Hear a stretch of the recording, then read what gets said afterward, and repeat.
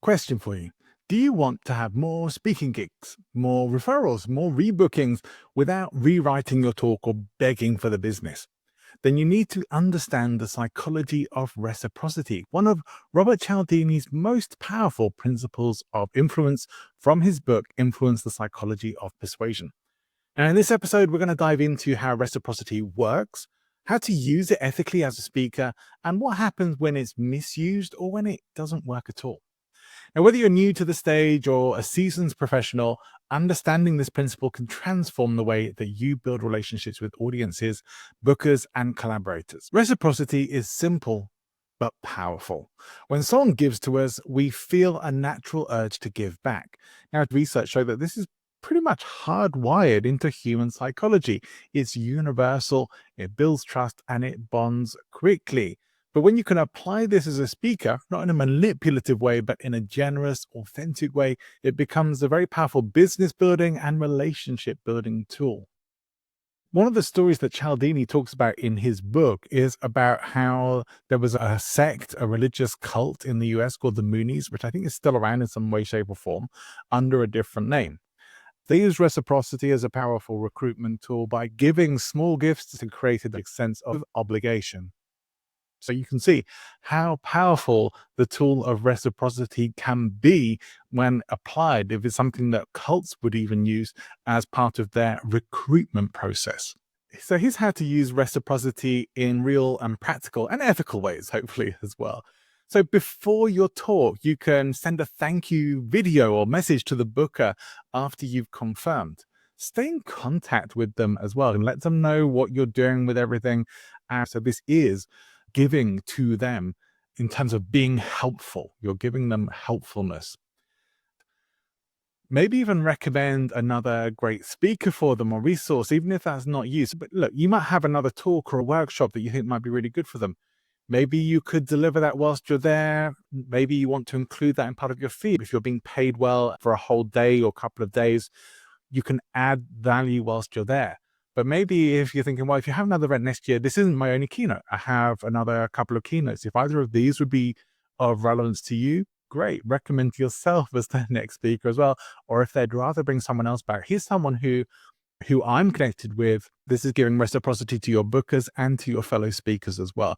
Referrals are a really great way to do that, and they are an absolute gift. You're giving people income, you're giving people business, and you're making life easier for people. So you become very valuable, and people will want to refer you when you do that. So it is that reciprocity. You get back what you give here.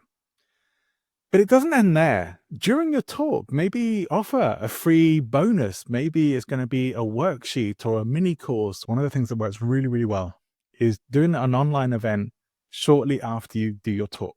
It's not going to cost you much other than some time and maybe a bit of preparation work. And once you create these things, that work is done. You can keep offering it and delivering it as an add-on. This was suggested by my friend Kennedy, who runs the email marketing show.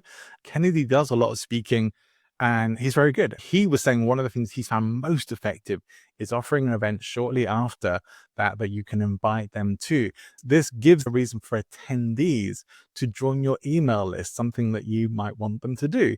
This also gives them added value and something to look forward to. And you're keeping the learning loop open for them as well. They're not going to close off in their mind everything that they've just learned about. Think about it this way. How many people can go to a keynote presentation or a workshop, and as soon as it's done, they start the process of forgetting everything that they've just learned, unless there's a reason for them to keep hold of it and keep that mental tab open. That kind of event will do just that and is wonderful value to your bookers and to your audience, even if not everyone shows up for it. So, they can access a resource with a QR code. I'll say this as well. There's this thing in stand-up comedy where you should always thank the host of an event. If you're doing an open mic night, thank the organizers. Say something nice about the venue. People appreciate it. And it also shows that you're a nice person. You have good manners. You're looking after the people who are looking after you.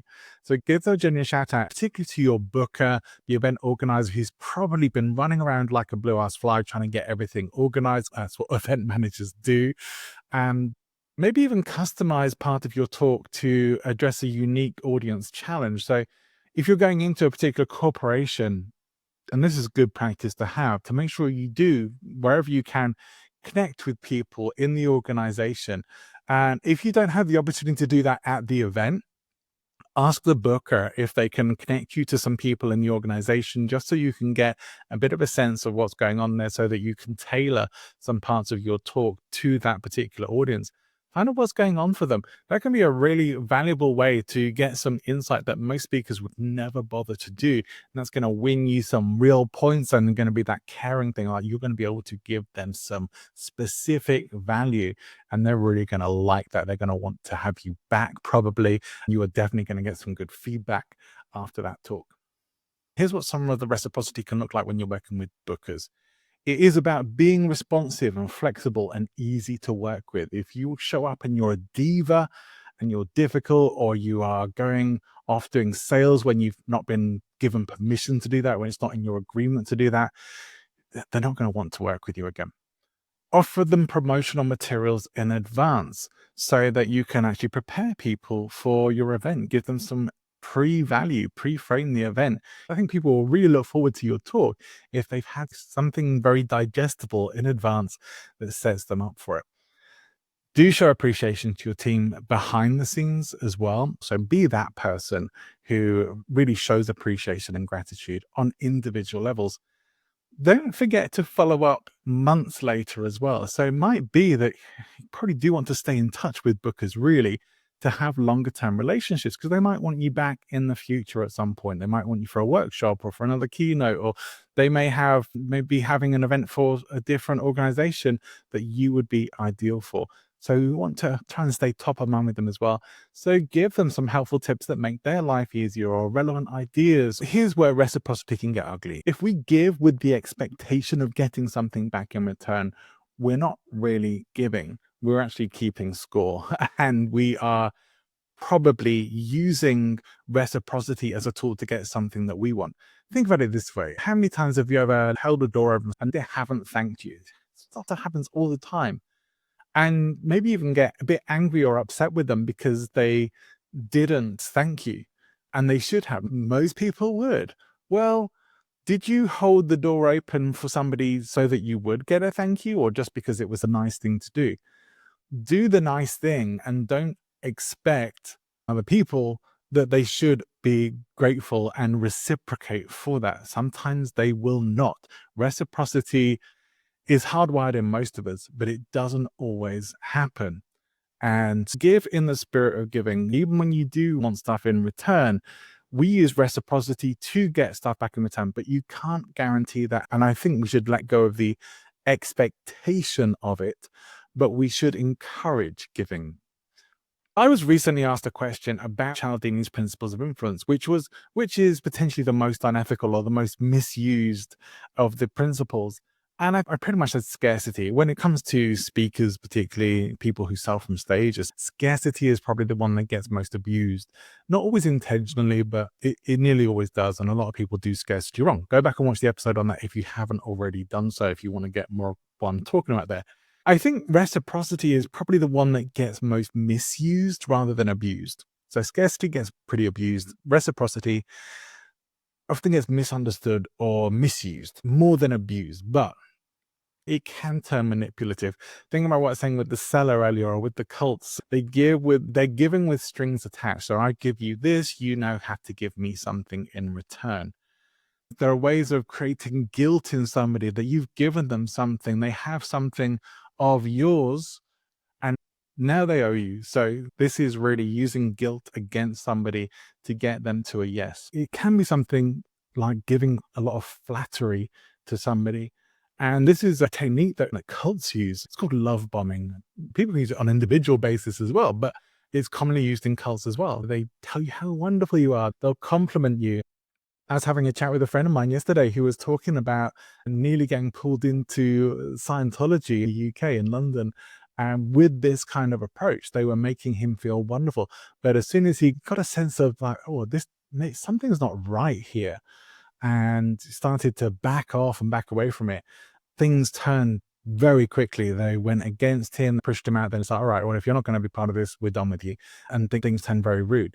As soon as you go against them in what they want from you, it will turn ugly. My grandmother used to say, never trust a charming man. Well, yes and no.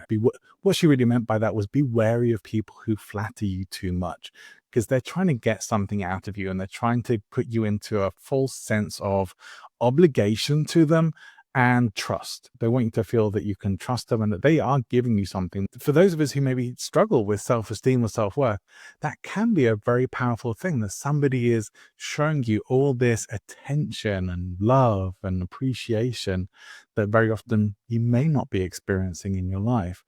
Of course, that's going to have a profound impact on you, but it should be raising up a red flag instead. You're not really giving to create a connection or to do something nice. You're giving because you want to hold the debt for the future. You want that person to owe you something so you can call and collect on it at some point. Be very wary of that. Even when you know that's what's happening, you're still going to feel that you need to reciprocate. Be as wary as you can. We cannot 100% protect ourselves from the negative or unethical uses of any of these tools of influence and persuasion. But having a bit of awareness about it does potentially give us a bit of a better chance to be able to see these things, flag them up when they appear. So I know what this is. You're using reciprocity to manipulate me. You might recognize it and be able to step back from it. So I think people can feel most of the time when you're giving is genuine and when it's calculated. So if reciprocity is more of a transactional tactic rather than a way of being, it usually backfires. There are times when reciprocity just doesn't work. Not everyone is going to reciprocate, and that's okay, or it should be okay. There is a tendency in us that we feel people should reciprocate. That's how hardwired this is. But when we're doing it from the stage or a part of our business, it could be that we offered the wrong kind of value with our gift, with our giveaway. It might be the wrong timing. It might have done in the wrong way. Maybe the call to action isn't strong enough. Sometimes the person actually just isn't a giver themselves and just find it very easy to take. There's a lot of that in the world these days. So reciprocity shouldn't be about control. It should be more about connection. Whilst it is still very powerful, one of the most powerful of the principles of influence and persuasion, it is not 100% guaranteed to work. So instead of giving to get, give because that's who you are and is who you want to be. It's how you want to show up in the world as someone who gives, someone who cares, someone who makes life better for people. If you're giving away all these things and not getting anything back in return, there's something going on with your messaging. So clear calls to action. Don't just give and then think, well, people are going to naturally always feel that they reciprocate. Give them the opportunity to actually do that. Give them a way to reciprocate should they want to and should they feel like it's the right thing. Again, not to be super transactional about it, but just to actually be clear about, here is your opportunity. Here's a way that you can give if you would like to, but no expectation, no pressure, no guilting people into this. If you have found any of this video helpful at all, I'm going to ask you to reciprocate. Here's your call to action: to give this a like and a subscribe, and maybe share it with another speaker who might benefit from it too. Also, be sure to check the description for more information and resources that are available to you. And if you haven't already, watch the whole playlist, because there are 7 principles of influence. This is only number 5. We have 6 and 7 yet to come. So until next time, stay present, be generous, and keep influencing. See you soon.